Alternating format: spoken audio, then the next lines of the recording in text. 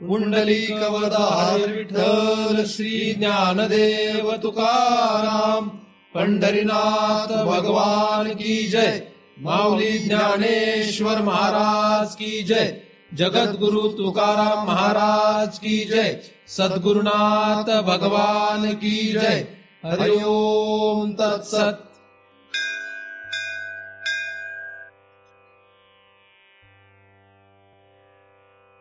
ध्यानमूलं गुरुमूर्ती, पूजामूलं गुरुपदम, मंत्रमूलं गुरुर्वाक्यम, मुक्तिमूलं गुरुकृपा।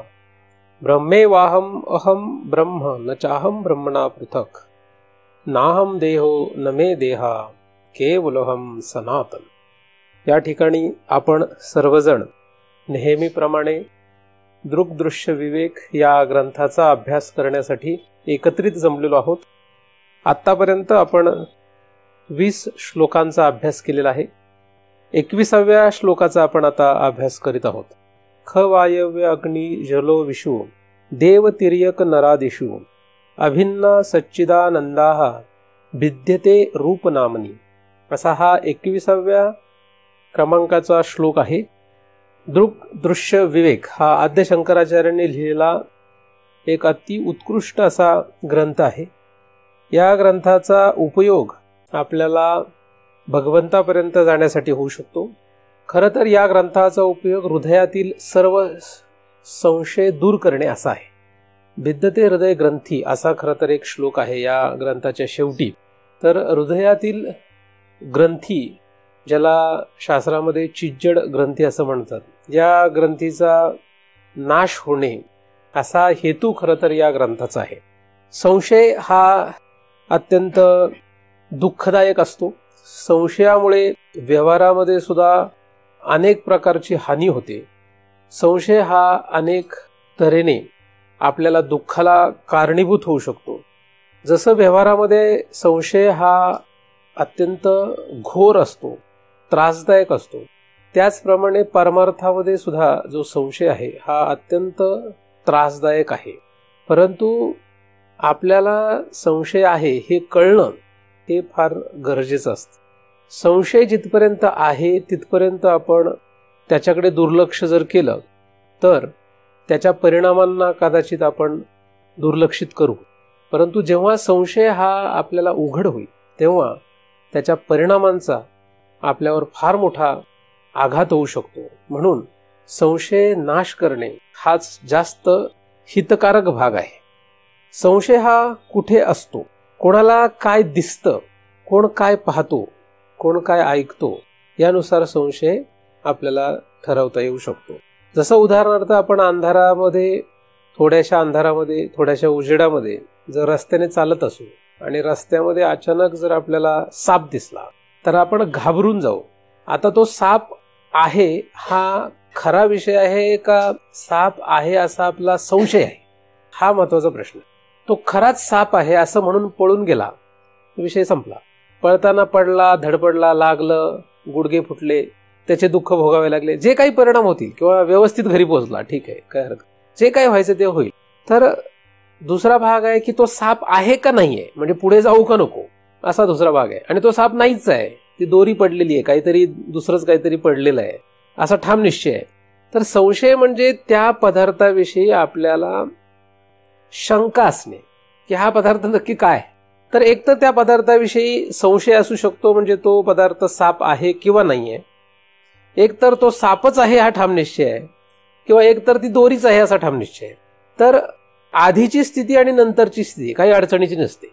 सापच आहे असं म्हणाला, पळून गेला, विषय संपला। दोरीच आहे म्हणाला, पुढे गेला, विषय संपला। पण मधला जो मनुष्य असतो त्याची परिस्थिती फार खराब, की नक्की काय। ही जी मधली अवस्था आहे ही फार भयानक असते आणि तीच संशयाची अवस्था आहे। जे लोक जगामध्ये जगताना त्यांना संशय नाही कुठल्याच गोष्टीचा, त्यांचं जीवन एकदम मस्त आहे, पहिला एक वर्ग आहे। दुसरा वर्ग असा आहे की जग म्हणजे काय पक्क कळलेलं आहे, दुसरा वर्ग आहे, ते मस्त मजेत आहेत, खुश आहेत। पण मधला जो वर्ग आहे त्यांना प्रश्न आहे, अनेक ठिकाणी त्यांचे संशय आहेत। साधारणपणे लहान मूल हे पहिल्या वर्गासारखं आहे, त्यांना काही माहित नाही, काहीच माहित नाही, ते आपले मजेत आहेत, काही कळत नाही। याला अग्नी म्हणतात, याला चाकू म्हणतात, याला निखारा म्हणतात, याला साप म्हणतात, काहीच माहित नाही. म्हणजे लहान मुलाच्या समोर साप जरी आला तर सापाला धरू शकतो, त्याला काही माहितच नाही, काहीच माहिती नाही साप म्हणजे काय, काही कल्पना नाही. आणि एखादा जर सिद्ध पुरुष असेल तर तो सुद्धा कदाचित साप धरतो. किंवा वाघ सिंहाला सहज हाताळताना आपण पाहतो की काही थोर मोठे असतात. म्हणजे सिद्ध पुरुषाचे ते लक्षण आहे असं मी म्हणत नाहीये, पण असे काही असतात की जे त्या पदार्थांविषयी त्यांना काही वाटत नाही. तर लहान मूल जसं सापाविषयी, अग्नीविषयी अनभिज्ञ आहे, त्याला त्याविषयी काहीही संशय नाही. आणि एका त्या अवस्थेला पोहोचलेल्या व्यक्तीचं, ज्याला अग्नीची पूर्णता माहिती आहे, त्यालाही त्या पदार्थाविषयी काही भीती नाही आहे.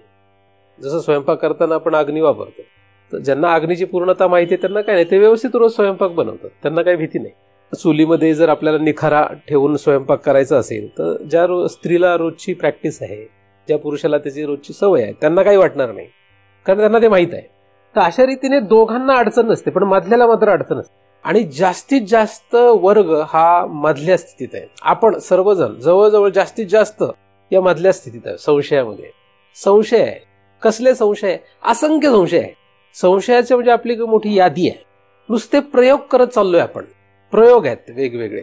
याने सुख मिळेल, त्याने सुख मिळेल, याने दुःख नाश होईल, असं केलं म्हणजे बरं होईल, तसं केलं म्हणजे चांगलं होईल, हे पापकारक आहे, हे पुण्यकारक आहे, नाही नाही नाही, हे पापकारक आहे, हे पुण्यकारक आहे, हे चुकीचं आहे, हे बरोबर आहे, अरे अरे हे चुकलं, हे चुकीचं जे समजलो ते बरोबर आहे, आणि जे बरोबर समजतो ते चुकीचं आहे. नुसते संशय आहे. मरेपर्यंत माणसं मरतात पण संशय संपत नाहीत. माणसं मरून गेलेत, कितीतरी मेलेत, मरतायत, पुढेही मरतील. जन्माला आले, कितीतरी जन्माला येतात, ते पुढेही येतील, पण संशय संपत नाही. एकाचा अनुभव दुसऱ्याच्या डोक्यावर जरी ओतला तरी सुद्धा संशय संपत नाही. आपण मागचा डाटा पूर्ण वापरतोय, मागचे अनुभव लोकांचे घेतोय आपल्या पदराशी, आणि तरी सुद्धा संशय आपले संपत नाहीत. या संशयाचं मूळ कुठे आहे हे शोधलं पाहिजे. संशय नक्की कुठे आहे? संशय डोक्यात आहे. डोक्यात म्हणजे डोक्यात म्हणणं हा चुकीचा शब्द प्रयोग आहे, पण व्यवहारात तसा असतो म्हणून मी पण म्हणतोय. वास्तविक डोक्यात असं काही नसतं, तर आपल्या बुद्धीत असतो. तो बुद्धीमध्ये, मनात, चित्तामध्ये, अंतःकरणामध्ये, विज्ञानाच्या भाषेत बोललं तर ब्रेनमध्ये त्याचे सिग्नल असतात. म्हणजे त्याचे स्टोअर केलेलं असतं कुठेतरी, इलेक्ट्रिकल फॉर्ममध्ये असतं सिग्नल, तर ते स्टोअर्ड आहे सगळं. तर असं अनंत जन्म, पण अनंत जन्मामध्ये जे काही गोळा केलेलं आहे, चांगलं वाईट असं जे काही गोळा करत आलोय, ते सगळं आपल्या आतमध्ये आहे. आणि त्याचा प्रत्येक गोष्टीला आपण त्याच्याशी पडताळत असतो की हे बरोबर का चूक, बरोबर का चूक, बरोबर का चूक, चांगलं का वाईट. अधिक आपले 5 ज्ञानेंद्रिये सदैव या बाहेरच्या जगतातून काहीतरी शोधत असतात. आपले अतिइंद्रिय सुद्धा सूक्ष्म अशा प्रपंचामध्ये काही ना काही शोधत असतात. जागृत अवस्थेमध्ये म्हणजे जागा असताना, झोपेत म्हणजे स्वप्न अवस्थेमध्ये आपण शोधत असतो. आणि त्या सगळ्या ज्ञानाशी आपण काय करत असतो? सारखं टॅली करत असतो, सारखं त्याच्याशी जुळून बघत असतो की जुळतंय का, काय जुळतंय का, हे बरोबर आहे का, हे बरोबर आहे का, असं बरोबर आहे का. आणि असं करत करत करत करत संशय सगळे संपत नाहीत. मरण येतं, मरतो. पुन्हा ते काही जे काही कमवलेलं असेल ज्ञान, त्याचे संस्कार जे आहेत ते चित्तामध्ये राहतात. पुढे गतिमान होतो, दुसऱ्या देहाला प्राप्त होतो, तिसऱ्या देहाला प्राप्त होतो. असं हे चक्र सदैव सुरू आहे. कुठून कुठे कुठपर्यंत माहित नाही, कुठून आलो माहित नाही, कुठे जाणार माहित नाही, थांग पत्ता नाही. आता फक्त एवढं कळतंय की हे शरीर म्हणजे मी आहे, बस एवढंच माहिती आहे. त्याच्या पलीकडे काही खरं कळत नाही. इतकी भयानक परिस्थिती आहे. संशय आहे. या संशयाचं मूळ जे आहे ते ब्रेनमध्ये नाही, या संशयाचं मूळ बुद्धीमध्ये, चित्तामध्ये, अंतःकरणामध्ये कुठेच नाही. या सगळ्या संशयाचं, तुम्हाला जे काही संशय असतील, जे काही संशय नसतील, जे काही संशय तुम्हाला माहीत आहेत आणि जे काही संशय माहीत नाहीत, अशा सगळ्या संशयांचं मूळ हृदयात आहे. कुठे आहे? हृदय. हृदय नावाचं एक आपल्याकडे इंद्रिय आहे. विज्ञानाला ते सापडत नाही. उपनिषदांमध्ये त्याचं वर्णन आहे. आपलं जे हृदय आहे, त्या हृदयाच्या ज्या नाड्या आहेत, विज्ञानाला फक्त 3च प्रमुख नाड्या माहीत आहेत. कितीतरी कोट्यावधी नाड्यांचं जाळं आहे ते. अत्यंत सूक्ष्म अशा नाड्या आहेत. त्यांचा हिशोब उपनिषदांमध्ये आहे, तो काही मी इथं सांगत बसत नाही. परंतु अत्यंत सूक्ष्म अशा नाड्यांचं एक जाळं आहे, आणि त्या जाळ्याच्या सगळ्यात आतमध्ये ते हृदयाचा प्रवेशद्वार आहे. किती सूक्ष्म आहे माहीतच नाही. आणि विज्ञानाला 100 नाड्या पण माहीत नाहीत, की ज्या नाड्यांची संख्या कोट्यावधी आहे. म्हणजे इतकी भयानक परिस्थिती आहे. विज्ञानाने प्रगती केली तर नक्कीच त्या विज्ञानाला हे नाड्या सापडणार आहेत. सापडणार नाही असं मी कधीच म्हणणार नाहीये, कारण की त्या नाड्या सापडतील. या नाड्यांचं टोक, शेवट हे सगळं झाकलेलं आहे. झाकून ठेवलंय सगळं. त्या एकावर एक नाड्या आहेत अशा सगळ्या, आडव्या तिडव्या अशा सगळ्या नाड्या आहेत. इतकं सूक्ष्म ते आहे की त्याच्यामध्ये प्रवेश होणंच अवघड आहे. आणि त्या सगळ्यात शेवटी त्याचं जे प्रवेशद्वार आहे तिथून आतमध्ये गेला की ते हृदय. त्या हृदयामध्ये खरं तर संशयाची गाठ आहे. त्याला हृदय ग्रंथी असं म्हणतात, त्याला चिज्जड ग्रंथी असं म्हणतात. आणि ही अशा प्रकारे शोधणं, अशा प्रकारे तिचा शोध लागणं, अशा प्रकारे तिला शोधून तिचा नाश करणं हे अवघड आहे. पण त्या मुळाचाच हा सगळा परिणाम आहे की आपल्याला असंख्य संशय आहेत. आपली वृत्ती सदैव संशयी आहे की हे बरोबर आहे का चूक आहे, बरोबर आहे का चूक आहे, बरोबर आहे का चूक आहे. एखादा म्हणलं नाही चांगलं आहे ना, मग काय वाईट काय, बरोबर आहे ना. पण ही मधली अवस्था आहे. एक तर खाली नाही तर वर जा. एक तर संशय सगळे दूर करा, नाहीतर एकदम खाली राहा, मजेत राहा. थकल्यानंतर वैतागल्यानंतर माणसं म्हणतात लहानपण छान होतं. आता लहानपणात जाता येणार नाही, आता मोठे व्हा, आता उलटा प्रवास नाही करता येत, आता पुढे जाता येईल. थकल्यानंतर माणसं म्हणताना मी पाहिजे, म्हातारी सुद्धा माणसं म्हणतात लहानपणच खरं मजेत होतं, छान होतं, काहीच कशाची घेणं देणं नव्हतं. आता उलटा प्रवास नाही होणार, आता उलट जाता येणार नाही. म्हणून आता आपल्याला काय करावं लागेल, संशयातीत व्हायला पाहिजे, संशयाच्या पलीकडे गेलं पाहिजे. आणि त्यासाठीच या खरं तर पारमार्थिक ग्रंथांची उपलब्धी आहे. पारमार्थिक ग्रंथ, पारमार्थ सांगणारे जे कोणी शिक्षक आहेत, ज्यांना आपण गुरु म्हणतो, सद्गुरू म्हणतो, असे ज्यांना या सगळ्याची माहिती आहे, त्यांच्याद्वारे आपल्याला या संशयातून बाहेर पडता येऊ शकतं. हा जो ग्रंथ आहे, हा ग्रंथ अशाच प्रकारचा एक उत्कृष्ट ग्रंथ आहे की ज्या ग्रंथाच्या द्वारे आपल्याला भिद्यते हृदय ग्रंथी छिद्यन्ते सर्व संशया असं फल मिळू शकतं, असं आउटकम मिळू शकतं आपल्याला. शेवट आपला या ग्रंथातून असा होऊ शकतो. आणि त्यासाठी या ग्रंथाचे जे कर्ते आहेत ते भगवान आद्य शंकराचार्य यांसारख्या थोर अवतारी महापुरुषांना शरण राहणं हेच आपल्या हातात आहे. त्यांच्या कृपेनेच, त्या भगवंताच्या कृपेनेच आपल्याला या सगळ्याचा निकाल लावता येईल, त्याचा शोध लावता येईल. तो शोध आपल्याला लावण्यासाठी परमकृपाळू भगवंत आपणा सर्वांवरच कृपा करोत अशी त्याच्या चरणी प्रार्थना करतो. आणि पुन्हा एकदा आपल्या विषयाकडे येतो. आपला जो विषय आहे तो या 21व्या श्लोकामध्ये पहिल्या चरणामध्ये 5 महाभूतांचा अधिक काही पदार्थांचा अभ्यास सांगण्यात आलेला आहे. मागच्या वेळेस आपण वायू या महाभूताचा विचार करत होतो. त्याच्या आधी आपण आकाश या महाभूताचा विचार केला आहे. आकाश हे सर्वोत्कृष्ट आणि सर्वात व्यापक असलेलं महाभूत आहे. आकाश म्हणजे काय? आकाश म्हणजे काहीही नाही. आकाश म्हणजे विश्वाची अनंत पोकळी, की ज्या पोकळीचा थांगपत्ता आजपर्यंत विज्ञानाला लागलेला नाही. वायूचा मात्र एका ठराविक पातळीपर्यंत शोध लागलेला आहे. वायू पूर्णतःच सगळ्यांना कळला असं म्हणता येणार नाही, पण बऱ्यापैकी वायूबद्दल सर्वांना किंवा कुठल्या ना कुठल्या शास्त्रांना माहीत आहे. विज्ञान हे आपल्या विरुद्ध शास्त्र आहे किंवा आपण विज्ञानाचा तिरस्कार करतो असं कोणीही समजू नये. कारण विज्ञान हे एक शास्त्र आहे. ज्याप्रमाणे ज्योतिषशास्त्र असतं, पाकशास्त्र असतं, संगीतशास्त्र असतं, त्याच प्रकारे विज्ञान हे सुद्धा एक शास्त्र आहे. प्रत्येक शास्त्राची आपली मर्यादा असते, प्रत्येक शास्त्राचे आपले स्वतःचे काही नियम असतात. या नियमांना धरून ते शास्त्र असतं आणि त्या शास्त्राला धरून जर एखादा वागेल, त्या शास्त्राचे नियम जर कोणी पाळेल तर त्या शास्त्राला अभिप्रेत असलेलं फल त्या साधकाला मिळू शकतं. मग ते विज्ञान असो, संगीतशास्त्र असो किंवा ज्योतिषशास्त्र असो किंवा परमार्थशास्त्र असो, प्रत्येकाची आपली नियमबद्धता आहे. तर या नियमबद्धतेत राहिलं पाहिजे. विज्ञानाला काय काय सापडलंय हे जर तुम्हाला कळून घ्यायचं असेल तर आज माहिती उपलब्ध सहज असल्यामुळे, इंटरनेटचं जग असल्यामुळे गुगल सर्चवर तुम्हाला बरंच काही सापडू शकतं. तुम्ही शोधून हे विश्व कुठपर्यंत उलगडलंय हे लक्षात येऊ शकतं. नासा सारख्या फार मोठ्या संस्था जगामध्ये उपलब्ध आहेत. अशा संस्थांचा शोध कुठपर्यंत आहे, त्यांची मर्यादा काय, आज ते कुठपर्यंत जाणू शकलेत हे तुम्हाला कळू शकतं. डिस्कव्हरी सारखे चॅनल आहेत की ज्या चॅनल्समध्ये तुम्हाला प्रत्यक्षात बरेचसे गोष्टी लक्षात येऊ शकतात. तर त्याचा आधार घेऊन तुम्ही ऐपत कोणाची काय हे जाणू शकता.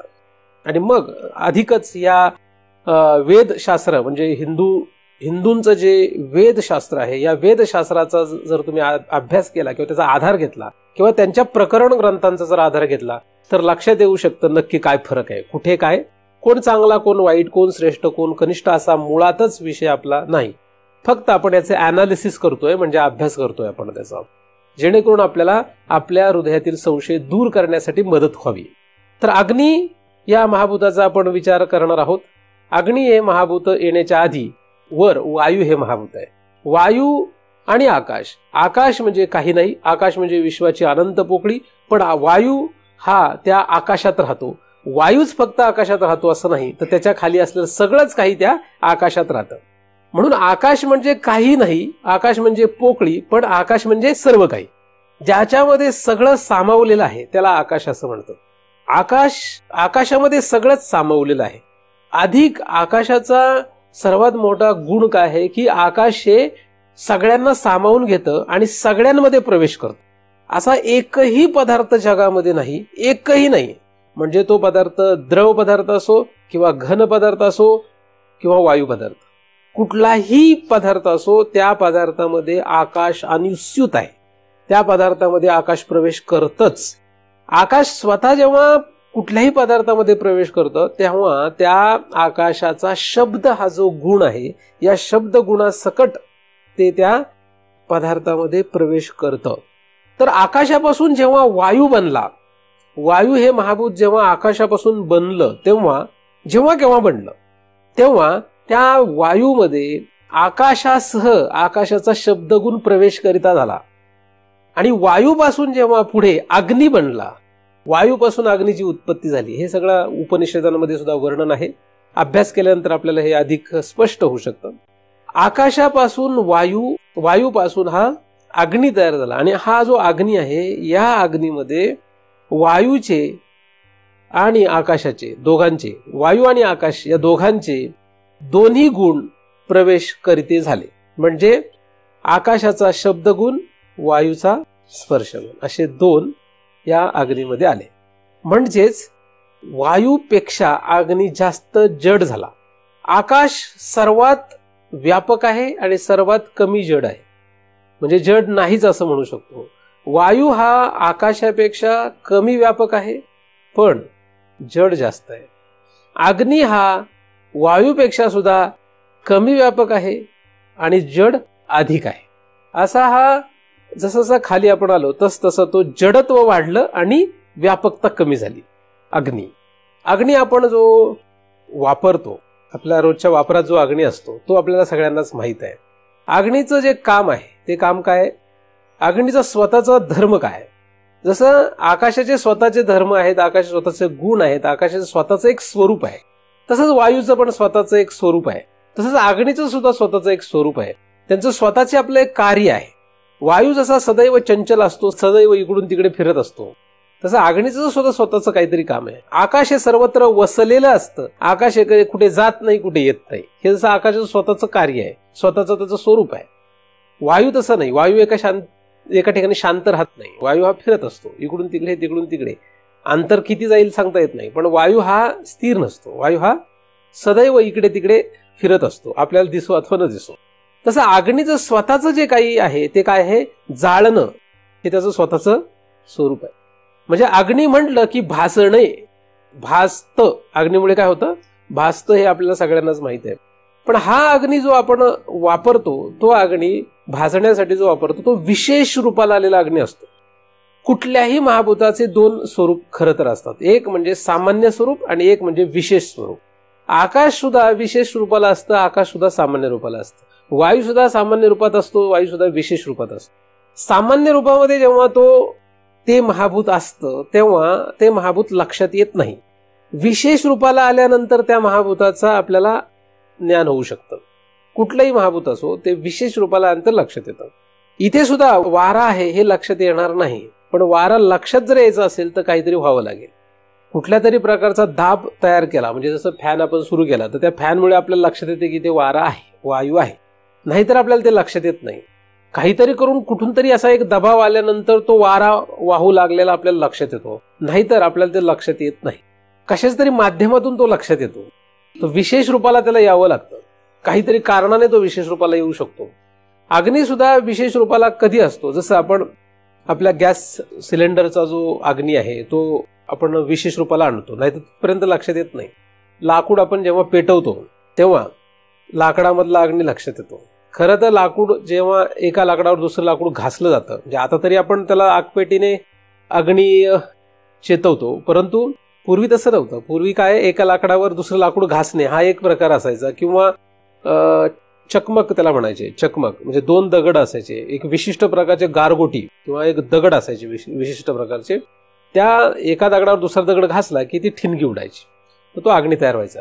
किंवा वणवा जो लागतो, त्या वणवा लागण्यामध्ये काय अशी कोणी अग्नी लावत नाही. वणवा म्हणजे दाट जंगल असेल तर त्या जंगलामध्ये एका झाडाची फांदी दुसऱ्या झाडावर घासल्यामुळे त्या दोन फांद्यांच्या घर्षणामध्ये अग्नी तयार होतो. म्हणजे त्या फांद्यांमध्ये म्हणजे काष्टामध्ये, काष्ट म्हणजे लाकूड, त्या लाकडामध्ये तो अग्नी सामान्य रूपाने असतो, पण काहीतरी करून तुला असा घासला की तो विशेष रूपाला येतो. तर सामान्य रूपाने अग्नी सगळ्या लाकडांमध्ये असतो, पण तो विशेष रूपाला येऊ शकतो. त्याला निमित्त कोणी हो, आगपेटी हो, दोन लाकडांचं घर्षण हो, किंवा चकमकने आपण त्याला ठिणगी देऊ, काही हो, पण तो विशेष रूपाला आपल्याला आणता येतो. पण अग्नीचं स्वरूप काय? जळणे. हे काय? अग्नीचं स्वरूप आहे. जळणं हे अग्नीचं स्वरूप आहे. मग त्या जळण्यामध्ये जे कोणी येईल ते जळतं. अग्नीच्या जळण्यामध्ये जर कोणी आलं तर अग्नी त्याला जाळून टाकतो. आता जो कोणी मध्ये येईल तो जास्त सामर्थ्यवान असेल तर अग्नीचं जळणं बंद करून टाकेल, असं पण होऊ शकतं. पण अग्नी जर सामर्थ्यवान असेल तर त्याला जाळून टाकेल, असं पण होऊ शकतं. म्हणजे उदाहरणार्थ पाण्याला जर अग्नी लागला तर पाणी जर सामर्थ्यवान असेल तर अग्नी विझेल. लाकडाला जर अग्नी लागला तर लाकूड जर सामर्थ्यवान असेल तर अग्नी, उदाहरणार्थ ओली लाकडं असतील तर ओली लाकडं जास्त सामर्थ्यवान आहेत, त्यामुळे अग्नी जरी आपण ओल्या लाकडाला लावला तरी अग्नी विझून जातो, अग्नी राहत नाही. गोवऱ्या किंवा शेण यांना जर आपण अग्नी लावला तर तो काय अग्नी पेटणारच नाही. पण कोरडी लाकडं असतील, एकदम सुकी लाकडं, तर मात्र काय होईल, तो अग्नी त्या लाकडाला जळून टाकतो. जळणे हा लाकडाचा धर्म नाहीये. आपण म्हणतो लाकूड जळतंय, लाकूड जळत नसतं, जळतो अग्नी, पण त्या अग्नीच्या जळण्यामध्ये लाकूड जळतं. पण शब्दप्रयोग किंवा बोली भाषा जी येते अशी आहे की आपण म्हणतो लाकूड जळतंय. लाकूड कधीही जळत नाही, कापूर कधीही जळत नाही. अग्नी जळतो, त्याच्यात कापूर जळतो. म्हणजे अग्नीच्या धर्मात, जळणे या धर्मामध्ये कापुराला आपण जाळत असतो, बरोबर की नाही? तर जळणे हा कोणाचा धर्म आहे? अग्नी. अग्नी म्हणजे काय? अग्नी म्हणजे जाळ. अग्नी म्हणजे जाळ. जगामध्ये कुठे आहे हा? कुठे नाहीये तो. आकाशातला तारा निखळला तर अग्नी लक्षात येतो. त्याची कक्षा जेव्हा तो सोडतो, काही कारणाने जर आकाशातल्या एखाद्या ताऱ्याने आपली कक्षा सोडली, काही कारणाने, कारण काही असो, तर काय होतं? आपल्याला दिसतं आकाशामध्ये की तो तारा जो आहे तो निखळला. मग तो निखळला की काही अंतरपर्यंत आपल्याला काय दिसतं? आपल्याला काय दिसतं? प्रकाश दिसतो. म्हणजे तो प्रकाश नाही, ते काय आहे? तो अग्नी आहे. तो अग्नी, आणि काही अंतरानंतर तो संपतो, म्हणजे तो तारा संपतो. ही पृथ्वी जर निखळली आपल्या कक्षेतून, ही पृथ्वी जर आपल्या कक्षेतून निखळणार नाही, अजून काही लक्षावधी वर्ष बाकी आहेत, त्यामुळे घाबरायचं काही कारण नाहीये. अजून लक्षावधी वर्ष या पृथ्वीला काही होणार नाहीये. लक्षावधी वर्ष नाही तरी आपण 100 वर्ष जगणार, 100 वर्ष तरी चिंता नाही, त्यामुळे काळजी करायचं कारण नाही. तर पृथ्वी जरी या कक्षेतून निखळली तरी काय होईल? या वातावरणामध्ये ती कुठेतरी जाईल. कुठे जाईल? कुठे जाईल? तिला जायला दिशा कुठली आहे? कुठल्या दिशेला जाईल? पूर्वेला पश्चिमेला असला काही प्रकार नाहीये. वर आपल्याकडे पूर्व पश्चिम, वर गेल्यानंतर पूर्व पश्चिम काही नाहीये. तर निखळल्यानंतर जाईल कुठे? कुठे जाऊ? तिला ज्या ठिकाणी जायला जागा सापडेल, म्हणजे या दिशेने जाईल का, या दिशेने जाईल का, या दिशेने जाईल, कुठे जाईल? कुठेतरी जाईल. पण ती गेली तर घर्षण सुरू होईल, प्रचंड घर्षण. आणि काय होईल? काही वेळातच ह्या पृथ्वीचं नामोनिशाण राहणार नाही. आकाश काय होईल? पहिल्यांदा या पृथ्वी तत्वाचं पहिल्यांदा काय होईल? अग्नी, वायू, आकाश, किंवा अग्नी आणि आकाश. अग्नी आणि वायू होईल. किंवा जेव्हा कुठला अग्नी पेटतो तेव्हा वायू तयार होत असतो. तुम्ही कुठलाही अग्नी पेटवला की त्याच्यातून वायू येतो, तो दिसत नाही आपल्याला. आपण सिलेंडर सुद्धा जेव्हा पेटवतो ना, तेव्हा त्याच्यावर तुम्ही जर बारकाईने जर बघितलं तिथे वायू असतो, तर तो लक्षात नाहीये. त्या अग्नीमधून काय होतं? अग्नी जळाला की वायू तयार होतच असतो. विविध प्रकारचे वायू तयार होतात. आपण त्याचं विघटन करत नाहीये, आपल्याला त्याची गरज आता नाहीये. पण त्या अग्नीतून कोण येत असतं बाहेर? अग्नी जळाला की वायू तयार होतो. आणि वायू जर माघारी फिरला तर आकाश तयार होत असतं. तुम्ही अग्नी जाळा, त्याच्यातून वायू तयार होईल. वायू जर माघारी गेला, म्हणजे अग्नीला माघारी फिरवलं तर वायू तयार होतो, आणि वायूला माघारी फिरवलं तर आकाश तयार होतं. आकाशाला इकडे आणलं की वायू तयार होतो, वायूला अजून खाली आणलं की अग्नी तयार होतो. त्याच्या पुढे खाली पुढचे भूतांचा प्रवेश आहे. पण अग्नी म्हणजे काय? अग्नी म्हणजे जाळ. कुठे असतो? कुठे नाही आहे, सर्वत्र आहे. जिथे जिथे वायू आहे, वायूचं साम्राज्य जिथपर्यंत आहे, जिथे कुठे आहे तिथे सर्वत्र अग्नी आहे. फक्त त्याचं स्वरूप लोपलेलं आहे किंवा उघड आहे, म्हणजे सामान्य आहे किंवा विशेष आहे. या फुलामध्ये सुद्धा अग्नी आहे, या फुलामध्ये सुद्धा अग्नी आहे, पण तो लक्षात येत नाही. लाकडामध्ये सुद्धा अग्नी आहे, पण तो लक्षात येत नाही. लाकडातला अग्नी सामान्य रूपाने असतो, म्हणजे अग्नी हा कुठल्याही पदार्थामध्ये सामान्य रूपाने स्थित आहे, जरी आपल्याला लक्षात आला नाही तरी. वायूची जेवढी व्याप्ती दिसते तेवढी अग्नीची दिसत नाही. आकाशाची जेवढी दिसते तेवढी वायूची दिसत नाही. वायूची जेवढी दिसते तेवढी अग्नीची दिसत. अग्नी तर बऱ्यापैकी आपल्याला कमीच वाटतो. सर्वत्र जर आपण अग्नीचा शोध घेतला तर फार कमी आहे. म्हणजे पृथ्वीवर जरी आपण उदाहरणार्थ फक्त पृथ्वीवर अग्नीचा शोध घेतला तर फार कमी ठिकाणी सापडेल. पृथ्वीच्या पोटात काही ठिकाणी अग्नी सापडेल, जिथे कुठे जळतोय तो तिथे सापडेल. कारण पृथ्वीच्या पोटामध्ये कुठेतरी असे विवर आहेत किंवा जिथे लावारस वगैरे बाहेर पडतो, त्या ठिकाणी जर आपण बघितलं तिथे प्रचंड उष्णता आणि प्रचंड पृथ्वीच्या पोटात ते अग्नी आहेत. त्यांना जर खाली तिथे जागा नाही मिळाली तर त्यांना कुठून तरी वाट शोधतात ते, आणि एक विशिष्ट प्रकारे त्यांना जर नष्ट व्हायचं असेल, वायू रूपाला जायचं असेल तर तिथे स्फोट होतो आणि मग ते पृथ्वीला कुठेतरी असे होल पडतं आणि तिथून तो लावारस वगैरे सगळं बाहेर येतं आणि तिथून ते वायू जे आहे ते आपापल्या स्वरूपाकडे जातात. त्या अग्नीतून तिथे अग्नी असतो. लावारस वगैरे जर तुम्ही बघितलं तिथे लावारसाचे तुम्ही फोटो बघा किंवा तुम्हाला काहीतरी माहिती असेल तर त्याच्यामध्ये व्हिडिओज मिळतात, पहा ते पहा. तर ते जर बघितलं तुम्हाला लक्षात येईल की तो अग्नी आहे आणि तो अग्नी वायू रूपाला तिथून प्राप्त होतो आणि काही काळाने ते शांत होतं, पुन्हा संपतं. म्हणजे तो एकदा का अग्नी पुन्हा शांत झाला म्हणजे काय होत असतं, तो वायू रूपाला जात असतो आणि वायू पुन्हा आकाश रूपाला जात असतो. तर हा सदैव खेळ सुरू आहे. हा एक फार प्रचंड मोठा खेळ आहे आणि तो सदैव सुरू आहे सर्वत्र. फक्त कुठेतरी तो विशेष रूपात आहे, कुठेतरी तो सामान्य रूपात आहे.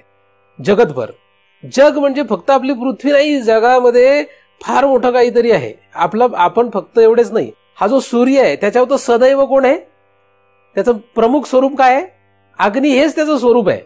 आणि जर तुम्हाला माहिती असेल तर कदाचित किंवा कुठेतरी वाचलं असेल तर सूर्य म्हणजे काय आहे, तप्त गोळा आहे. म्हणजे सूर्य हा अग्नीचा गोळा आहे असं म्हणतो. पण काय तिथे सूर्यावर काय होतंय, सूर्यावर नक्की सध्या कायम हायड्रोजनचे स्फोट होत आहेत. हायड्रोजन हा काय आहे, हा वायू आहे. या वायूचा स्फोट झाला की अग्नी तयार होतोय, म्हणजे त्या वायूतून तो अग्नी तयार होतोय. असं वरवर आपल्याला शास्त्रामध्ये कुठेतरी वाचण्यात आलं असेल, शाळेच्या पुस्तकांमध्ये वगैरे कुठेतरी. तर त्या वायूतून तो अग्नी तयार होतो. सूर्य म्हणजे त्याच्या अंगावर पाणी हा प्रकारच नाहीये. त्याचं अख्खं अंग जे काय ते तप्त गोळा आहे, म्हणजे तो पूर्ण अग्नीचा गोळा आहे सूर्य. प्रत्येक या पूर्ण सृष्टीमध्ये प्रत्येक ग्रह तारा असाच स्वरूपाचा आहे असं नाहीये. पृथ्वीसारखा ग्रह वेगळ्या रूपाचा आहे, चंद्रासारखा ग्रह वेगळ्या रूपाचा आहे, मंगळ वेगळ्या रूपाचा आहे, नेपच्यून प्लुटो वेगळ्या रूपाचे आहे, केप्लर 22 अजून काहीतरी वेगळ्याच रूपाचा आहे. असंख्य मोजता येणार नाही, अगणित तारे, अगणित आपापल्या स्वरूपाचे आहेत. पण आपल्याला माहितीतले जवळचे जे आहेत ते सूर्य जर बघितला तर तो काय, संपूर्ण अंगाने आत बाहेर त्याच्या अंगावर काय, अग्नी आहे, पूर्ण अग्नी आहे. त्याचा अग्नी हे त्याचं स्वरूप आहे आणि तो इतका प्रचंड आहे की त्याचा प्रकाश सर्वदूर पसरलेला आहे. म्हणजे आपल्या पृथ्वीला तर त्याचा प्रकाश सहज मिळतो. पृथ्वी ते सूर्य हे जे अंतर आहे, म्हणजे एवढ्या अंतर तो त्याचा जो प्रकाश आहे तो सहज पोहोचतो. 8 सेकंदामध्ये तो प्रकाश पृथ्वीवर येतो. 8 सेकंदापेक्षा काही सेकंद जास्त धरा, 9 धरा, पण 8 सेकंद आपण जर अंदाजे धरले तर 8 सेकंदामध्ये येतो. 14,96,00,000 किलोमीटर हे अंतर आहे एकूण. तर एवढ्या अंतरापर्यंत हा जो प्रकाश किरण आहे तो 8 सेकंदामध्ये येतो. म्हणजे त्याची जी उष्णता आहे, खरं तर त्याची उष्णता म्हणजे तो प्रकाश, आपण प्रकाश म्हणतो, ती उष्णता आहे. ती काय, खरं ती उष्णता आहे. त्या उष्णतेतून प्रकाश दिसतो, आपल्याला माहित आहे. म्हणजे अग्नीचं स्वरूप काय, जाळणं असं जसं आहे, तरी प्रकाश देणं हे सुद्धा दुसरं त्याचं स्वरूप आहे. त्याचं एक दुसरं अंग आहे ते. अग्नी जेव्हा जळतो तेव्हा तो प्रकाश देतोच. काय करतो, कुठलाही अग्नी जळाला की तो प्रकाश देतो. आता तो प्रकाश किती शीतल आहे का किती त्रासदायक आहे हे त्याच्यावर अवलंबून आहे. त्याचे किती प्रमाण आहे, त्याचं प्रमाण जसं जसं वाढत जाईल तसं तो तापदायक होणार आहे. सूर्य एका ठराविक अंतरापर्यंतच राहिला तर आपल्याला एकदम आल्हाददायक वाटतो, पण तोच सूर्य जसजसा जवळ येतो तसतसा तो त्रासदायक होतो. अंतर आपलं काय होतं, कमी होतं, त्याच्यामुळे तो त्रासदायक होतो. अजून जर कमी झाला तर काय होईल, तर मग तो जाळूनच टाकेल आपल्याला. तर कुठलाही अग्निरूप असलेला या विश्वातला जो पदार्थ असेल, हा सगळे पदार्थ जाळण्याचं जसं काम करतात तसं प्रकाश देण्याचं पण काम करतात. आणि हा प्रकाश तो भरपूर अंतरपर्यंत जातो. जसं एखादी शेकोटी पेटवली तर तो त्याचा प्रकाश बराच लांब जातो, पण त्याची उष्णता बऱ्याच लांब जात नाही. जाळण्याचं त्याचं जे काही काम आहे ते जास्त लांबपर्यंत होत नाही. जसं आपण त्या शेकोटीच्या जवळ जवळ येऊ तसं तो जाळण्याचं काम त्याचं लक्षात येतं आपल्याला. म्हणजे प्रकाश देणं आणि जाळणं असे दोन त्याचे काम आहेत. तशा अनेक असंख्य पदार्थ या विश्वामध्ये आहेत. काही आपल्याला माहित आहेत, काही माहित नाहीत, काही विशेष रूपाने, काही सामान्य रूपाने. सृष्टी फार मोठी आहे, त्याच्यामध्ये हा जर सगळा शोध करत बसायचं ठरलं तर आपलं अख्खं आयुष्य जाईल या अग्नीला शोधण्यामध्ये. तुम्ही या अग्नीची जर उपासना केली, या अग्नीला सदैव शरण राहिले, उदाहरणार्थ सूर्याला शरण राहिले, रोज सकाळी उठून जर तुम्ही सूर्याला अर्घ्य दिलं, अर्घ्य देताना तुम्ही त्या अग्नीच्या खालोखाल असलेलं जे महाभूत आहे त्या जलाचा जर उपयोग केला, म्हणजे जलाच्या द्वारे जर त्याला अग्नी दिला, तर त्याची एक शक्ती जी असते ती तुमच्या शरीरामध्ये पदार्पण करेल. म्हणून आपल्याकडे सूर्याला अर्घ्य देण्याची, जलाने अर्घ्य देण्याची पद्धत दिसते. उगवत्या सूर्याच्या वेळेची जी स्थिती असते ती स्थिती अत्यंत उत्कृष्ट अशी असते की जेणेकरून त्याची ती शक्ती आपल्यामध्ये प्रवेश करेल. म्हणून शक्यतो उगवत्या सूर्याला अर्घ्य देतात किंवा मावळत्या सूर्याला देतात. पण मावळत्या सूर्याला अर्घ्य देण्याच्या मागची भूमिका थोडी निराळी आहे आणि उगवत्या सूर्याला अर्घ्य देण्याची जी भूमिका आहे ती थोडी निराळी आहे. असो, एवढा आपण त्या भागाकडे जाणार नाही.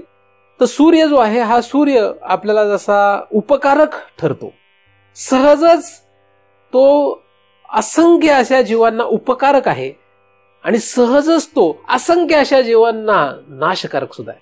उपकारक जितका आहे तितकाच तो नाश करणारा पण आहे. कितीतरी जीव त्याच्या तापाने नष्ट होतात, मरतात, आणि कितीतरी जीव त्याच्यामुळे जगतात. म्हणजे तो जसा जगवायला कारण आहे तसं तो मारायला सुद्धा कारण आहे. म्हणजे तो जगवतो असं नाही आणि तो मारतो असंही नाही. त्याचं स्वरूप आहे, त्याच्या स्वरूपात तो आहे, त्याचं जे काही स्वरूप आहे त्याच्यामध्ये तो आहे, त्याच्या महिमेत तो आहे. पण त्याच्या त्या उष्णतेमुळे, त्याच्या त्या प्रकाशामुळे काही जगतात, काही मरतात. तर आपण अशा अग्नी स्वरूप असलेल्या एखाद्या पदार्थाची जर उपासना करू, त्याला शरण राहू, तर आपल्यामध्ये त्याचे गुण पदार्पण करू शकतात. असं होऊ शकतं का? हो, होऊ शकतं. इंडक्शन म्हणतात त्याला, इंडक्शन. ढवळ्या शेजारी बांधला पावळा, वाण नाही पण गुण लागला, आपोमत होतं, त्याला इंडक्शन इफेक्ट म्हणतात त्याला. पण ते कशावर अवलंबून असतं? त्याला रिलक्टन्स म्हणतात. आपण किती त्याला विरोध करतो. रिलक्टन्स, जेवढा रिलक्टन्स कमी तेवढा जास्त ते, म्हणजे जेवढा आपण त्याला विरोध कमी करू तेवढा आपल्यामध्ये ते येणार. म्हणून जो जितका श्रद्धेने त्या सूर्याला शरण राहील तितका त्याच्यामध्ये त्या सूर्याची शक्ती उतरेल. अत्यंत उत्कृष्ट सूर्याचा उपासक मेल्यानंतर सूर्यलोकाला जातो आणि सूर्यलोकातली सूर्याची उष्णता त्याला मारायला कारण होत नाही, त्याला तिथे कवच भेटतं आणि त्याप्रमाणे तो तिथे जगू शकतो. हा एक फार मोठा अभ्यास आहे. सूर्याचे उपासक म्हणून भारतामध्ये दिसतात. सूर्य हा अग्नीचं प्रतीक आहे. सूर्याची उपासना केल्याने अनेक फायदे होतात. सूर्याची उपासना तुम्ही करावी का नाही करावी यासाठी मी इथे बसलेलो नाही. सूर्याची उपासना करायला तुम्हाला मी सांगत नाहीये, फक्त एक माहिती देतोय की काय आहे. आपल्या पुराण ग्रंथामध्ये याची बरीचशी माहिती आढळते. सूर्य या ग्रहाविषयी भरपूर माहिती वेदामध्ये उपलब्ध आहे.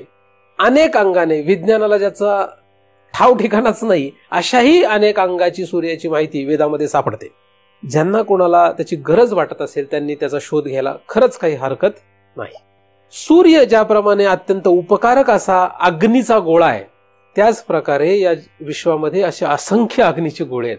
माहिती असल्यामध्ये 12 आदित्य आपल्याला माहितच आहे की 12 आदित्य, 12 हा आकडा कुठून आला हा काही माझा काही अभ्यास नाही, परंतु 12च असं काही मला वाटत नाही. या विश्वाच्या एवढ्या मोठ्या व्यापामध्ये, एवढ्या मोठ्या व्याप्तीमध्ये 12च काय, 12,000 पण सूर्य असू शकतील. किती असतील माहित नाही, कारण जसे तारे किती आणि ग्रह किती हे कोणालाही सांगता येत नाही, त्याचप्रमाणे मलाही सांगता येणार नाही की सूर्य किती असतील. म्हणून श्रीमद भगवद्गीतेमध्ये सूर्याची संख्या किती सांगितली आहे? विश्वरूप दर्शनामध्ये किती सूर्य दिसतात अर्जुनाला? 12. किती दिसतात? आता काय माहितीतलं गीतेमध्ये आहे श्लोक. किती श्लोक आहे त्याच्यावर? कुठला श्लोक आहे? दिवी सहस्र सूर्य, है की नाही, त्याला दिसतात हजार सूर्य, हजारो, हजार आणि हजारो, हजारो म्हणजे बहुवचन आहे, सिंग्युलर आणि प्लुरल म्हणतात त्याला. हजारो म्हणजे अनेक, हजारो सूर्य दिसतात अर्जुनाला. हे सगळं घडलेलं असेल का नसेल हा प्रश्न, घडलेलं आहे ती गोष्ट, खरी आहे ती. असे हजारो सूर्य आहेत. जाऊ देत, एवढा आपण काही लांबचा प्रवास करणार नाही. आपण पुन्हा आपल्याकडे येऊया. आपल्याला एक तरी सूर्य माहिती आहे, हा सूर्य उष्णतेचा, प्रकाशाचा गोळा आहे. समष्टीने जितका अभ्यास करावा ह्या सूर्याचा, म्हणजे ह्या अग्नीचा, थोडाच आहे. आपल्याकडे येऊया, आपल्या स्वतःकडे येऊया. आपलं हे शरीर आहे, या शरीरामध्ये सुद्धा हा अग्नी राहतो. कुठे राहतो? सामान्य रूपाने ह्या शरीरात सर्वत्र राहतो. सामान्य रूपाने शरीरामध्ये सर्वत्र राहतो, एका प्रमाणात राहतो. त्या प्रमाणात राहिलं तर बरं आहे, नाहीतर गेलं कामातून.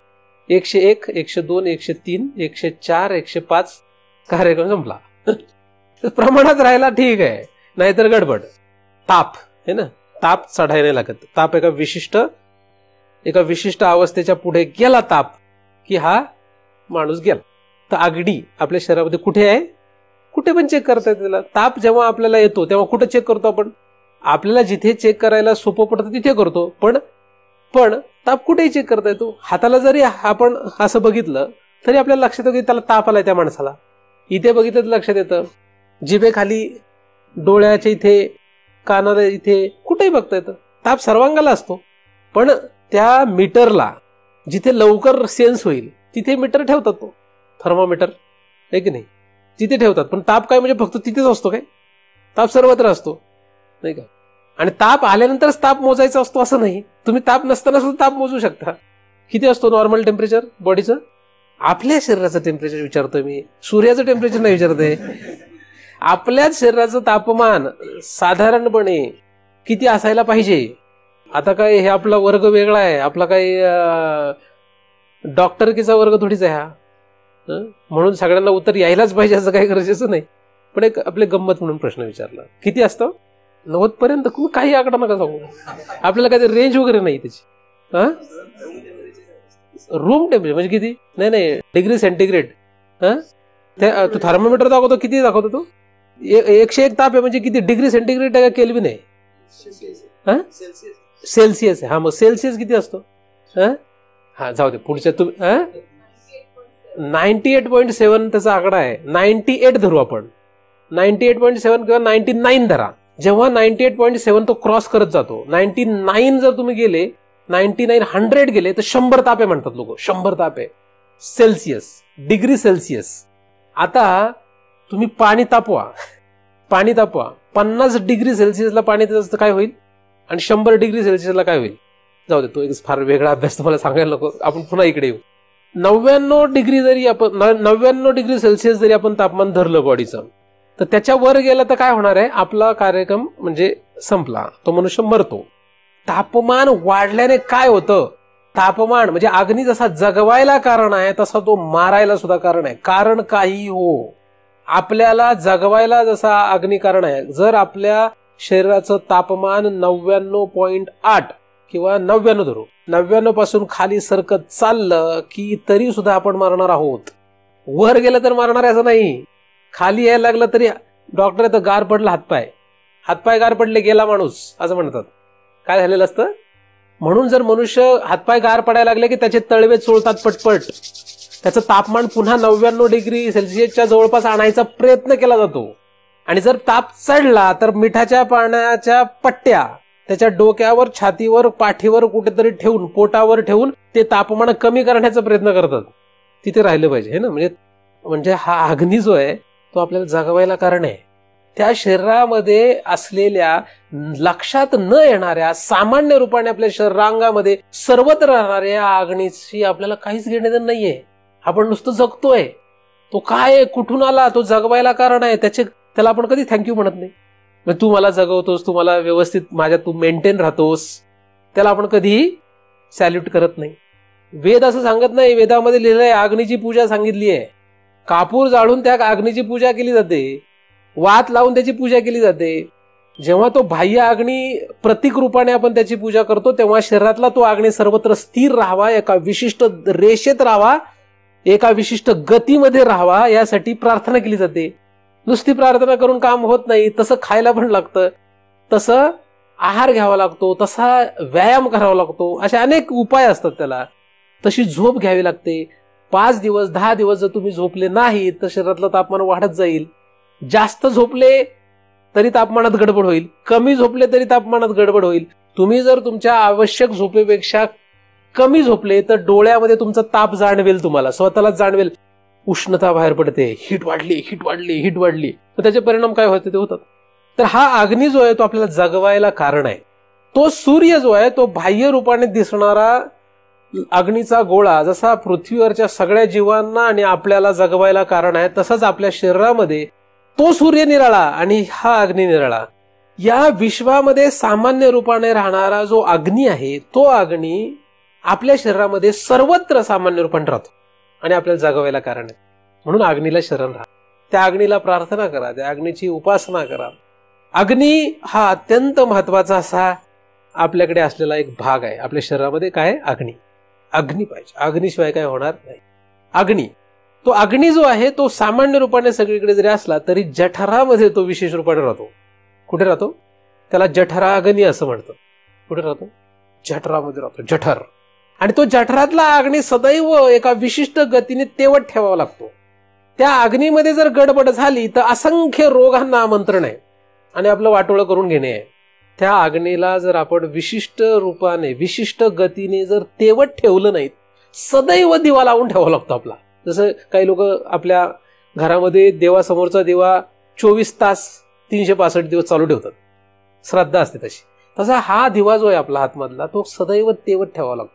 तो जास्त मोठा झाला तर जास्त तेल खाईल, एकदम लहान झाला तर काजळ येऊन विझण्याची शक्यता आहे. म्हणून हा जठराग्नी कसा आहे? कायम कसा पाहिजे? विशिष्ट गतीने गतिमान पाहिजे. त्याची गती मंदही नाही चालत आणि जास्त पण चालत नाही. म्हणून तशाच प्रकारचं अन्न खावं लागतं. अन्नामध्ये गडबड केली की त्या अग्नीमध्ये गडबड होते. सगळ्यात पहिल्यांदा अन्न खाल्ल्यानंतर सगळ्यात पहिल्यांदा काय होत असेल? सगळ्यात पहिल्यांदा गडबड काय होते? सगळ्यात पहिल्यांदा अन्न खाल्ल्यानंतर त्या जठरात जातं ते, आणि जठरामध्ये तो अग्नी जो आहे ते त्याला ते कमी अधिक प्रमाणात त्याचं मापच बिघडून टाकतं. चुलीला जर अग्नी घालायचा असेल, गॅसचा अग्नी मापात ठेवणं हे जास्त स्किलचं काम नाहीये. त्याला जास्त स्किल नाही लागत. स्किल म्हणजे टेक्निक नाही लागत त्याला जास्त मोठं.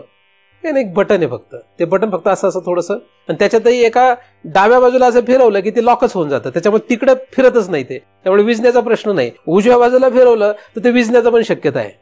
आता ते गॅस बनवणारा हुशार आहे, त्याने काय केलंय, डाव्या बाजूला मिनिमम पोझिशन आहे त्याच्या इकडे फिरत नाही. ते का फिरतं? गॅस पेटवलंय कधी?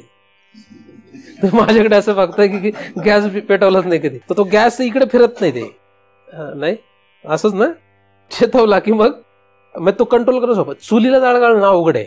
चुलीला जाळ घालून बघा कधी.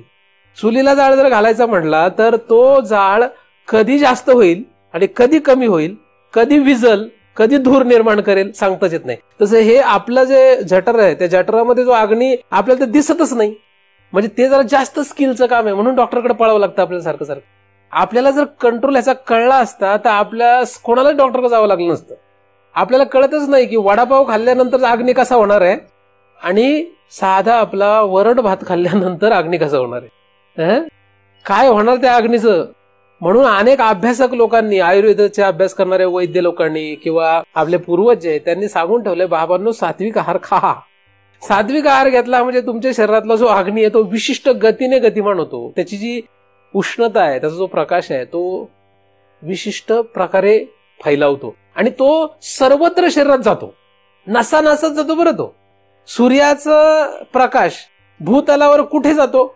सूर्याची उष्णता भूतलावर कुठे कुठे जाते? सर्वत्र जाते. कुठे जात नाही, सर्वत्र जाते. मध्ये ढग आले तर तशी गडबड करते ती, है ना. तसं ही आपली जी रचना आहे याच्या आतमध्ये जो अग्नी आहे तो अग्नी ह्या शरीरामध्ये सर्वत्र पसरतो. तो कसा पसरवायचा हे एक मोठं जाळं आहे. या जाळाला कसं पसरवायचं यासाठी एक जाळं आहे.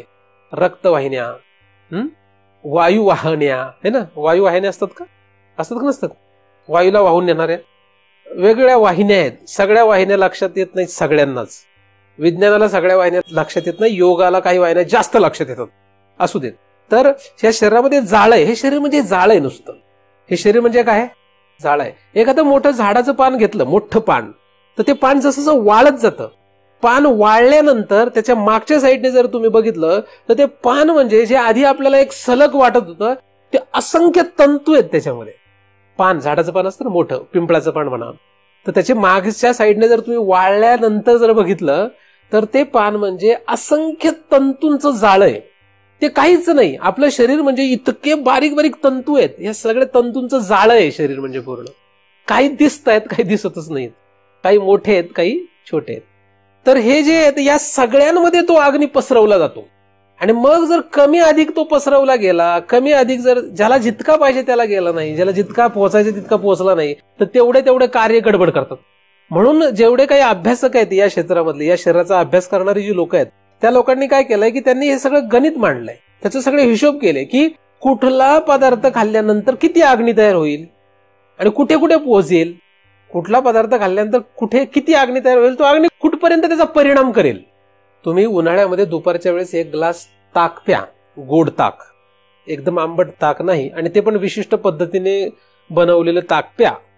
त्याच्यानंतर काय होतंय बघा. आणि त्याच्याऐवजी उन्हाळ्यामध्ये दुपारी चांगली एकदम तर्री असलेली मिसळ खा, आणि काय होतंय बघा, मग तो परिणाम जाणवतो. तो जरा थोडासा सेन्स असेल माणसाला तर जाणवतो, काहींना तो सेन्स नसतो, त्यामुळे त्यांना ते जाणवत नाही.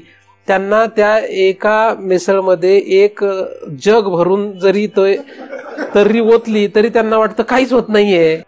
मग डॉक्टरला त्याला सांगावं लागतं, अरे बाबा थांब. मग त्याला नाही कळत, ते आता काय करू शकतो, त्याला सेन्स नाही, त्याला काय मंद बुद्धी असल्यामुळे काही करू शकत नाही. पण हा बुद्धीचा पण एक मध्ये त्याचा खेळ आहे. बुद्धी नावाचं एक तेजाचं इंद्रिय आहे, म्हणजे अग्नीचं एक इंद्रिय आहे. बुद्धी नावाचं एक इंद्रिय तेज तत्वापासून म्हणजे अग्नी तत्वापासून बनलेलं आहे.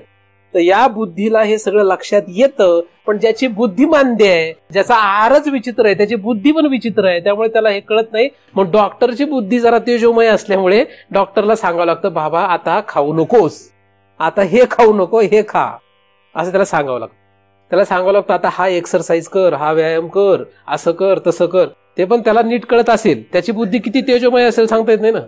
मग ज्या डॉक्टरची जेवढी बुद्धी तेजोमय तेवढंच त्याला कळतं, तेवढंच तो तुम्हाला सांगतो. त्याच्यात तुम्ही फिल्टर करून कमी करून अजून कमी करता, मग त्याचा सगळा गोंधळ होणार. म्हणून माणसं मारणारच आहेत.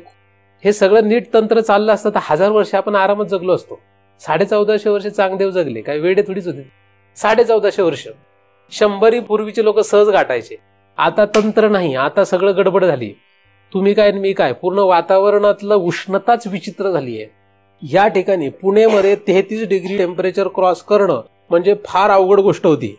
मी जेव्हा 1995 मध्ये शेगावला गेलो तिथपर्यंत मला आठवते त्याप्रमाणे 34 डिग्री टेम्परेचर कधीही पुण्यातलं क्रॉस झालं नव्हतं.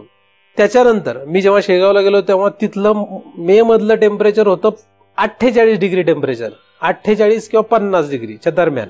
आता 48 डिग्री कुठे, 34 डिग्री कुठे, ह्याच्यामध्ये फार फरक आहे. पण पुण्यातलं त्यावेळेसचं जे तापमान आहे ते 34 डिग्री कधीही क्रॉस केलं नव्हतं.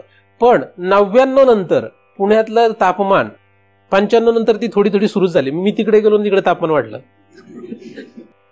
तर 94 नंतर 95 नंतर तापमान वाढायला लागलं. आणि आजची परिस्थिती पुण्यातली काय आहे, हे जे लहानपणापासून पुण्यात राहिले असतील तर त्यांना माहित आहे की पुणे काय होतं आणि पुण्याचं काय झालंय. तर हे कोणाचा परिणाम, हा कोणाचा अटॅक आहे, तापमान. फार भयंकर झालंय तापमान. पुण्याचीच परिस्थिती अशी नाही, सर्वत्र जगात खूप ठिकाणी अशी परिस्थिती विचित्र होत चालली. काही ठिकाणचं तापमान वाढत जातं, काही ठिकाणचं कमी होत जातं. मग काही ठिकाणी कोल्ड वॉर होतो आणि काही ठिकाणी हॉट वॉर होतो.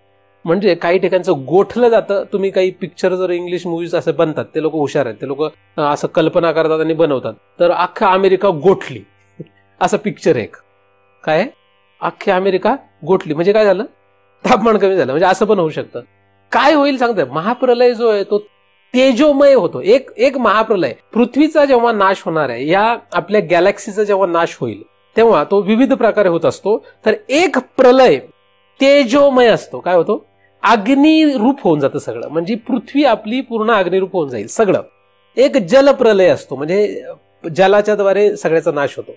तर जलप्रलय आणि अग्निप्रलय असे प्रकारचे प्रलय असतात. सगळ्या प्रलयांचा अभ्यास सांगत नाही. अग्नी, तर अग्नी हा जो आहे हा इतका श्रेष्ठ असा विषय आहे की या अग्नीला जर आपल्याला धड ठेवता आलं की आपलं फार मोठं काम होणार आहे. आणि सगळ्यात प्रमुख आपल्या शरीरामध्ये विश्वातल्या अग्नीबद्दल मी तुम्हाला सांगितलंच आहे थोडक्यात. सगळ्यात उपयुक्त आणि सगळ्यात सोयीस्कर आणि सगळ्यात जवळ आपल्या उत्कृष्ट अग्नी कोण आहे? सूर्य. त्याची उपासना करा, त्याला शरण राहा. दुसरा आपल्याला सगळ्यात त्याच्या बाजूला जाऊ, सगळ्यात जवळचा आहे जठराग्नी. या जठराग्नीला जरा लक्षात घ्या. हा जठराग्नी कसा नीट राहील यासाठी प्रयत्न करा. आणि त्या अग्नीची जर आपण उपासना केली, त्या अग्नीवर आपण जर लक्ष दिलं. उपासना म्हणजे काय असतं? उपासना म्हणजे लक्ष देणे. एखाद्या देवतेची आपण उपासना करतो म्हणजे काय? त्याच्यावर लक्ष देतो, त्याचा फोटो ठेवतो, त्याला दिवा लावतो, त्याला उदबत्ती ओवाळतो. म्हणजे त्या सगळ्या माध्यमातून काय करत असतो आपण? त्याच्यावर लक्ष देत असतो. एखाद्या पदार्थावर लक्ष देणं हीच त्याची उपासना असते, त्याच्यामध्ये त्याची शरणागती असते. तसा हा जो अग्नी आहे याची काय करा? उपासना करा. म्हणजे त्याच्यावर लक्ष द्या. शरीराचा जो अग्नी आहे तो अग्नी कसा व्यवस्थित राहील यासाठी प्रयत्न करा. आणि सगळ्यात जवळचा विशेष रूपाने असलेला जो आपल्याकडे अग्नी आहे तो आहे जठराग्नी. तर जठराग्नीला कसं नीट ठेवता येईल यासाठी प्रयत्न करा. काहीच खाल्लं नाही तरी अग्नी गडबड करतो, आणि खूप खाल्लं तरी अग्नी गडबड करतो, काहीही खाल्लं तरी गडबड करतो. म्हणून त्याला एक विशिष्ट पद्धतीनेच आपल्याला हाताळावं लागतं. त्यासाठी अनेक पद्धतीने अनेक रीतीने आपल्याला विचार करता येऊ शकतो. आता आपण त्या विषयाकडे जाणार नाही, आपण आपल्या दुसऱ्या भागाकडे येऊयात. तर हा जो अग्नी आहे, हा अग्नी जसा स्थूल शरीराला पोसायला कारण आहे. म्हणजे आपलं शरीर म्हणजे अग्नी आहे. काय? आपलं शरीर तेजोमय आहे. जेव्हा तुम्हाला फक्त या शरीरातला अग्नी लक्षात येईल, कारण कोणाला काय लक्षात येतं हे फार महत्वाचं आहे. हा जो सूर्य दिसतो आकाशात, लोकांना काय वाटतं? मारुती रायाला तर वाटलं हा सफरचंदच आहे, म्हणजे काहीतरी खायचाच पदार्थ आहे. मारुती राय जन्माला आले तेव्हा काय वाटलं त्यांना लक्षात नाही आलं ते काय लाल गोळा आहे म्हणून. त्यांना असं वाटलं काहीतरी खायची वस्तू आहे, म्हणून ते लगेच त्यांनी जंप मारली आणि निघाले तिकडे. कशाला? मग घाबरले इंद्रदेव आणि बाकी सगळे स्वर्गातले लोक घाबरले. आणि मग त्यांनी पुन्हा, आणि त्याच्या मारुती रायामध्ये तेवढी ताकद होती की ते सूर्याला नक्कीच गिळलं असतं. आता लोकांना शंका वाटते गिळलं असतं का नाही, पण मारुती राय म्हणजे त्याच्यापेक्षा फार थोर असल्यामुळे, तो सूर्य लहान आहे मारुती रायापेक्षा, म्हणून सूर्याला गिळलं असतं त्यांनी. आणि इंद्र वगैरे सगळे देव घाबरले आणि त्या घाबरून त्यांनी त्या मारुती रायाला पुन्हा त्यांच्या मातेच्या ओटीमध्ये पाठवलं. असो, तर हा जो सूर्य आहे, या सूर्याला लोक वेगवेगळ्या पद्धतीने जाणतात. कोण त्याला कसं जाणतो त्याप्रमाणे त्याला तसं फल प्राप्त होतं. विज्ञानवादी वेगळ्या रीतीने जाणतो. विज्ञानवाद्यांना आतापर्यंत माहित होतं, विज्ञानवादी म्हणजे विज्ञानाचा अभ्यास करणारे लोक, तर यांना आतापर्यंत माहित होतं की हा सूर्य म्हणजे काय आहे? हायड्रोजनचे स्फोट होत असलेला एक तप्त गोळा आहे. तो या अवकाशामध्ये आहे, त्याच्याभोवती पृथ्वी फिरते, त्याच्याभोवती अनेक ग्रह फिरतात, त्याची एक कक्षा आहे, यांची एक कक्षा आहे, हे सगळे मिळून एका गॅलक्सीमध्ये, हे सगळं यांना माहित होतं. आता काही दिवसापूर्वी शोध लागला की हा जो सूर्य आहे त्याचा एक विशिष्ट आवाज आहे. काय? साऊंड आहे त्याला. आता ते नासाने शोधलं, आणि तो जो आवाज आहे तो आपल्या ओम आहे. त्याच्या आवाजाचा काय आहे, त्यांनी जेव्हा तो ऐकला, त्याचं पूर्ण त्याचे जे ते वेव्स त्यांनी फाइंड आउट केले, ते नासाने पब्लिश केले, तर ते जे त्यांनी सांगितलंय त्याप्रमाणे तो ओम आहे. म्हणजे तो सदैव ओंकाराचं गुंजन करतोय असं त्यांनी शोधलं. ठीक आहे, आता त्याच्यात जास्त मी त्याच्यात डिटेलमध्ये जात नाही. तर सांगायचं तात्पर्य काय, जेव्हा आधी ह्या लोकांना वाटत होतं की हा फक्त एक हायड्रोजनचा स्फोट असलेला गोळा आहे, आता त्यांना वाटतं की नाही, तो काहीतरी गुणगुणतोय, पण म्हणजे त्याचा एक ध्वनी पण आहे. गुणगुणतोय म्हणण्यापेक्षा काय, ध्वनी आहे त्याचा, एक ध्वनी. त्याला ध्वनी आहे हे लोकांना माहितच नव्हतं. असणारच ना, त्याचा बाप कोण आहे? त्याचा बाप कोण आहे? आकाश आहे. आणि आकाशाचा गुण कोण आहे? शब्द आहे. शब्द हा आकाशाचा गुण आहे. शब्द आणि आकाश मिळून वायू आहे. वायू आणि स्पर्श आणि आकाश आणि शब्द मिळून अग्नी आहे. म्हणजे अग्नीमध्ये हा असणारच आहे, हे त्यांना माहित नाही. स्पर्श पण असणार त्यामध्ये, वायू पण आहे, ते तर मान्यच आहे त्यांना, त्यामुळे तो प्रश्न नाही. तर हा शब्द जो आहे म्हणजे ध्वनी जो आहे, या ध्वनी रूपाने ते त्याला लक्षात घेऊ लागलेत. आता या सूर्याला हे काही लोक आता ध्वनी रूपाने पण तो लक्षात घेऊ लागले. त्याचं वेगळं स्वरूप पण लोकांना प्रगट व्हायला लागलंय. हा जो सूर्य आहे, खरं हा सूर्य एक जीव आहे. तुम्ही मी जसे आहे तसा हा एक जीव येतो. पण हे तर विज्ञानाला अजून पचूच शकत नाही, आणि पचणार नाहीये ते, अजून नाही पचणार, त्याला वेळ लागेल त्यांना पचायला. पण हा जो सूर्य आहे तो तुमच्या माझ्यासारखा जीव आहे. पूर्वी जसं झाडं आणि झुडूप यांना जीव मानत नव्हते लोक, पण आपल्या भारतातल्या एका शास्त्रज्ञाने शोध लावला आणि मग लोकांना कळलं झाडं झुडपं पण जीव असतात. पूर्वी लोक मानत नव्हते, लोक म्हणजे विज्ञानवादी. मग कोणी शोध लावला? कळलं, जीवशास्त्र शिकले की नाही शाळेमध्ये? जगदीशचंद्र बोस सांगितलं होतं, कितीतरी वेळा सांगितलं मी चिंतनामध्ये. तर आपल्या भारतातल्या एका शास्त्रज्ञांनी शोध लावला आणि मग जग मानायला लागलं की झाडाझुडपांमध्ये काय आहे, जीव आहे. तसं मी आता खूप लोकांना बऱ्याच वेळा सांगतोय की तो सूर्य म्हणजे जीव आहे. आता मी सांगतो म्हणून लोक माझं ऐकणार नाही, कारण मी शास्त्रज्ञ नाही. मग ते म्हणणार तू प्रूव्ह करून द्या, आणि मला प्रूव्ह करायला काही घेणं देणं नाही, मला प्रूव्ह करायची गरज नाही. तो जीव आहे. तुम्ही आणि मी जसे आहोत तसा तो सूर्य आहे. आपलं जसं हे असं अंग आहे तसं त्याचं ते तसं अंग आहे. झाडाझुडपांचं जसं अंग असतं कुत्र्या मांजरेचं तसं नसतं, आणि कुत्र्या मांजरेचं जसं अंग आहे तसं माझं अंग नाहीये, आणि माझं जसं अंग तसं सूर्याचं अंग नाहीये. सूर्य हा तप्त गोळा आहे आणि मी एक प्रमाणात तप्त गोळा आहे. मी कसा आहे, मी पण तापलेलाच गोळा आहे, पण कसा आहे, माझं तापमान एक विशिष्ट तापमान आहे. आपणच आपल्या शरीरामध्ये असलेल्या या तापमानावर जर लक्ष देऊ आणि त्याची पातळी जर उत्कृष्ट उत्कृष्ट उत्कृष्ट होत गेली, तुम्हाला जर तुमच्या शरीरातले रोमरोमामध्ये असलेलं अग्नी लक्षात आला, वाढलेला कमी झालेला नाही, तो व्यापक असलेला तुमच्या शरीरामध्ये सर्वांगात असलेला अंतर्बाह्य असलेला हा जर अग्नी लक्षात आला, तर तुम्ही मेल्यानंतर सूर्यलोकाला जाल.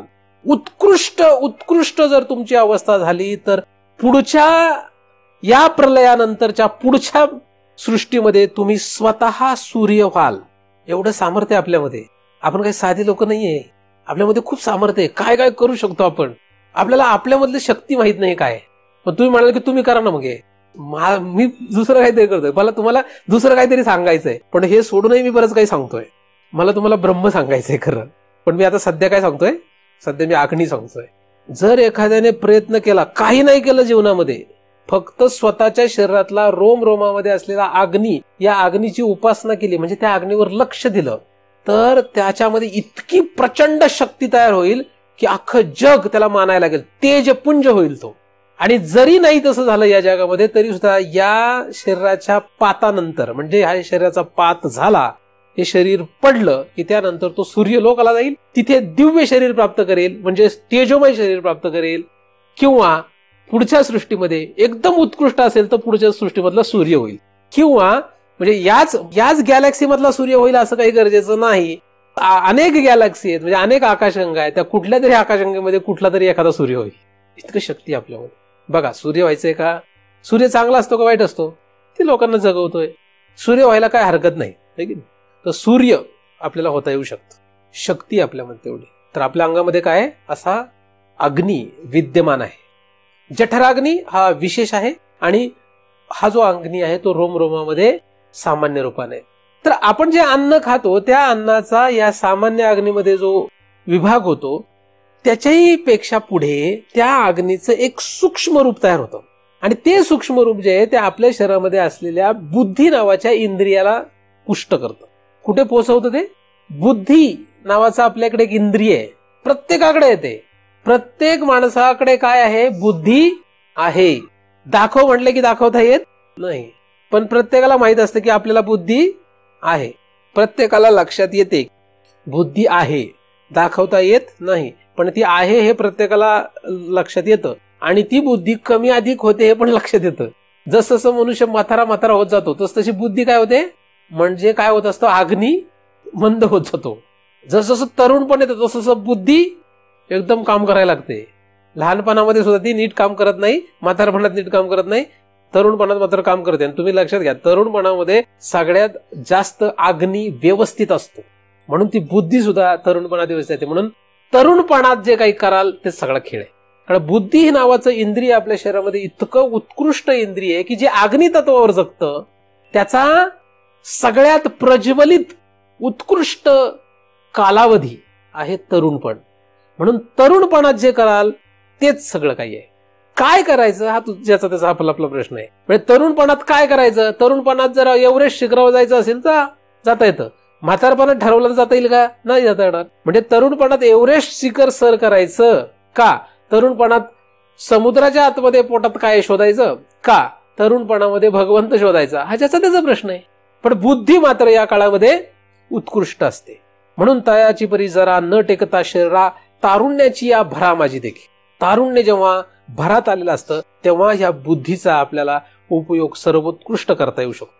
म्हणून बुद्धी जी तेज तत्वाची आहे, म्हणजे अग्नी तत्वाची आहे. अग्नी तत्वाचं ते द्योतकच आहे. अग्नी हे तत्व, अग्नी हे महाभूत आपल्यासाठी किती उपकारक आहे हे आपल्याला लक्षात येऊ शकतं. म्हणून या महाभूताला सदैव शरण राहा. जसं आपण आकाशाला शरण राहिल्यानंतर काय होतंय मी तुम्हाला सांगितलंय, वायूला तुम्ही शरण राहाल तर काय होईल हेही सांगितलंय, तसं अग्नीला तुम्ही शरण राहाल तर काय होईल हे पण सांगतोय. जो अग्नीला शरण राहतो तो वायूला आणि परंपरेने आकाशाला शरण असतोच. अग्नीमध्ये ते ब्रह्मतत्व आहे, अग्नीमध्ये तो वायू आहे. अग्नीमध्ये कोण आलेला आहे? अनिश्चित.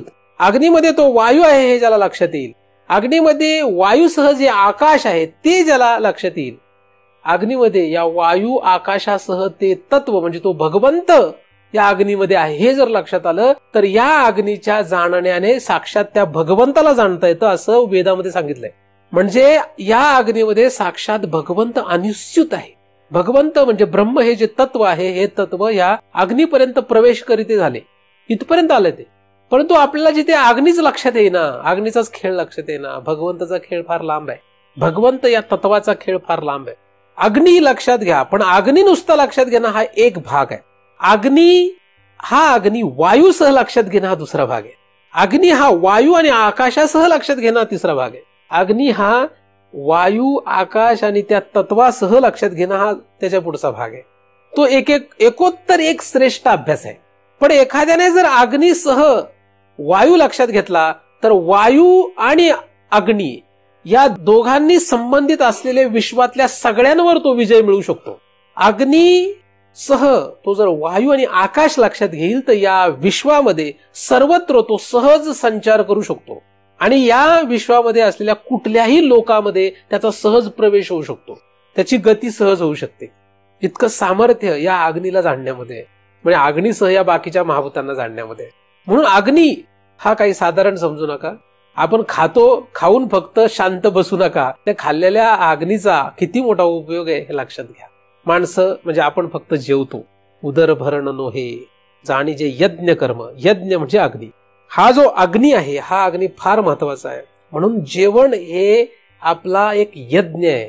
आपण जे जेवतो ते नुसतं पोट भरण्यासाठी जेवू नका, अंगात बळ यावे का शुद्धा जिरावे यासाठी जेवू नका. जेवणं हे फक्त अंगात बळ येण्यासाठी नसावं, जेवणं हे फक्त भूक शमविण्यासाठी नसावं. त्याही पलीकडे जेवण्याचा फार मोठा उपयोग एखाद्याला करून घेता येऊ शकतो. पण ज्यांना फक्त जेवणं म्हणजे पोट भरणंच वाटतं, ज्यांना जेवणं म्हणजे फक्त भूक शमवणं वाटतं, ज्यांना जेवणं म्हणजे फक्त अंगात बळ येणं एवढं वाटतं, त्यांना काय आपण शिकवणार आहे? कारण मी असे अनेक आई बाप त्यांच्या लहान मुलांना सांगताना बघितले, अरे जरा खा, अंगाला लागेल. मग त्यांची प्रवृत्ती काय, त्यांची अक्कल काय? बळ येईल अंगाला. आणि ज्ञानदेवांनी ओवीमध्ये स्पष्ट सांगितलंय कशासाठी जेवायचं नाही, बळ यावे का शुद्धा जिरावे यासाठी जेवायचं. आपल्या पूर्वजांनी आपल्याला विविध पद्धतीने सांगून ठेवलंय की कशासाठी जेवायचं आहे. पण जर आपण ऐकत नसू तर आपण त्याला त्यांच्या त्या सांगण्याला काही उपयोग नसल्यासारखाच आहे. त्यांच्या सांगण्याचा आपल्याला काही उपयोग नसल्यासारखं आहे. तर आपलं जेवण जे आहे ते कसं पाहिजे? प्रसाद आहे. काय आहे? हा प्रसाद आहे. हा प्रसाद असा घ्या जेणेकरून आपली बुद्धी तेजोमय होईल. बुद्धी अशी तेजोमय झाली पाहिजे की या बुद्धीने तो तेजोमय असलेला भगवंत आपल्याला जाणता येईल. कारण या बुद्धीच्या द्वारे जर त्याला जाणायचं असेल तर ही बुद्धी तशा प्रकारची झाली पाहिजे. ज्याची जशी बुद्धी त्याला तसं हे जगत कळेल. ज्याची जशी बुद्धी असते त्याला जगत तसंच दिसतं. अत्यंत धनलंपट मनुष्य असेल तर त्याला सगळं जगत फक्त पैसाच दिसतो. त्याला कुठेही जाईल तर त्याला असं वाटतं पैसे कसे कमवायचे, कारण त्याची बुद्धी कशी आहे, त्याची बुद्धीच तशी आहे. एखादा मनुष्य मेला तरी त्याला असं वाटतं की याच्यातून आता पैसे कसे कमवायचे.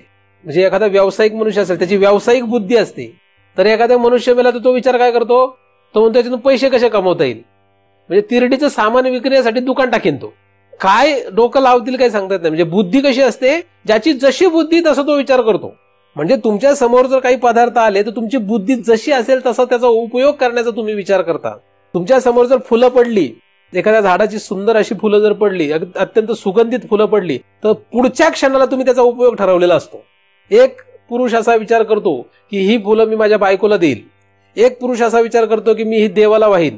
एक पुरुष असा विचार करतो की मी वेश्येला देईल. ज्याची जशी बुद्धी असेल तशी त्या पदार्थाचा उपयोग करण्याची बुद्धी असते त्याच्याकडे, तसंच त्याचा उपयोग करण्याची त्याच्याकडे शक्ती असते.